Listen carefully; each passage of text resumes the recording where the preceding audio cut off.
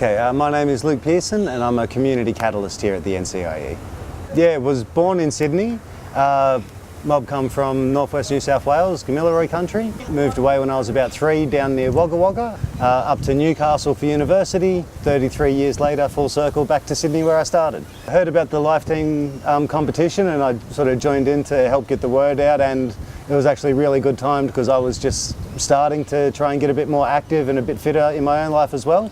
Making sure that I walk instead of drive, that I ride instead of drive, eating better, looking after myself more, and just being more aware of what I'm doing, what I put into my body. Again, as a kid I was quite active and never really had to worry about exercising to be fit because, when you're walking 3 miles to school each day, fitness just is very natural. Started playing a bit of league as well as Aussie rules. We did a lot of boxing in the backyard. We're a big boxing family, so just backyard sparring and training and skipping, and you never did it with that idea of I want to be strong, I want to be fit. It was just what you did. So then, when you start moving into the cities, you stop playing all the team sports that you play as a kid and just running because you're a kid. You don't realise how inactive you actually become. Yeah, mid-30s, I'm 33 now. It's sort of, if I don't take control of it now, we're a long way behind the non-Indigenous life expectancy, and so hearing, that on average I'm likely to die a decade or more sooner than everyone else, it has its impact. My father didn't make it to 50, his father was non-Indigenous, but he didn't make it to 50 either. You grow up seeing that and you almost take it for granted that you will probably die young. Thinking that way lets you make it happen. So what does it matter if I smoke? What does it matter if I drink? What does it matter if I eat fatty foods? I'm unlikely to make it anyway, yet those behaviours are a big part of the reason why we're unlikely to make it. I know it's like 50% of mob smoke. And with such a youth-heavy population, that means there's a lot of kids out there. And for me, I started when I was like 12 years old smoking cigarettes. And then, when it does start to catch up to you and you start to think about it, and it's like, the way I was living, there was a good chance that I probably wouldn't make it past 50.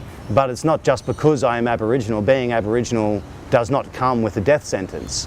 When I decided that I wanted to start exercising more and just start moving, I realised how a lot of the other sort of lifestyle habits that I would have really didn't help that cause. And so, diet, smoking, so I started going to the gym and I'd be working out, but then I'd go and have a bottle of Coke or whatever soft drink, or I'd drink 3 or 4 coffees over the day, or I'd eat fatty foods, my food addictions, my nicotine addictions.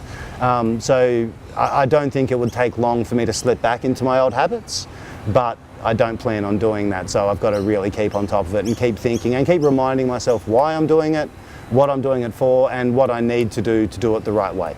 I want to exercise. I miss being able to go, wood carting, to do all the stuff that I did as a kid without breaking a sweat. So yeah, I knew very quickly exercise alone was not going to do it. It's been really useful for me to have a bit of a support network around when I'm doing it. It's really hard to do it on your own. You need that motivation, and so I just have a chocolate cake instead of going for a run today. That'd be much more fun.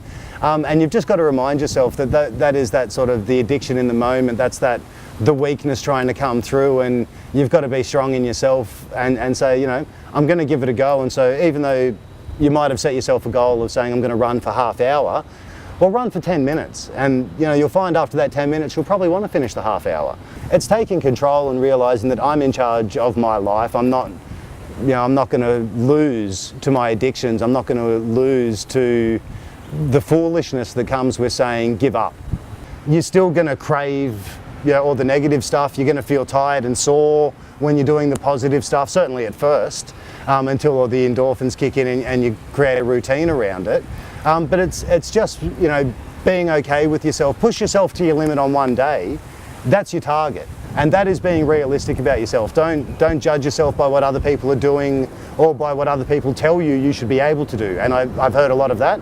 I don't weigh myself all the time. I don't, measure my muscles or do any of that sort of stuff. For me, the way that I know I'm doing the right thing is because I'm doing my best and I feel better. Did I give up today? Or did I stick with it today? It's been really useful for me to have a bit of a support network. When I hear that someone else is going to the gym and they invite me, then that reminds me, that motivates me, that stops me from getting distracted. When I have people who, I'll say I rode this many Ks today, or I went to the gym for half hour and I did these classes today. Getting that feedback, or people who actually come and do it with you, is really positive. And so, the people I live with are great. And after a while, when they started to notice, like I lost about 10 kilos over a few months, that's been a really big inspiration for me. I know a few old fellas who, twice my age and put me to shame when we're out bushing. I mean, that's a big inspiration. And as for whether I've inspired people, I mean, I know my housemate at the moment is trying to quit smoking, and we were talking the other day, and he said that was, he just saw how happy I was. But I also know that, if you stand up and be proud and speak loud, people do listen, and it does have an impact on other people. And so, yeah, I really hope that what I do, other people will come and join me. So I went for my first bike ride with Sean over at the Life team from here, and I think we went for a 17.7 kilometre ride. And I was just amazed at how much fun it was, how easy it was, how enjoyable it was. Yeah, it made me realise that living in Sydney, I can get pretty much everywhere I need to go on a bike rather than on a car. You're riding through parks, you're seeing other people riding and having fun. It was lovely. I had a great time. So yeah.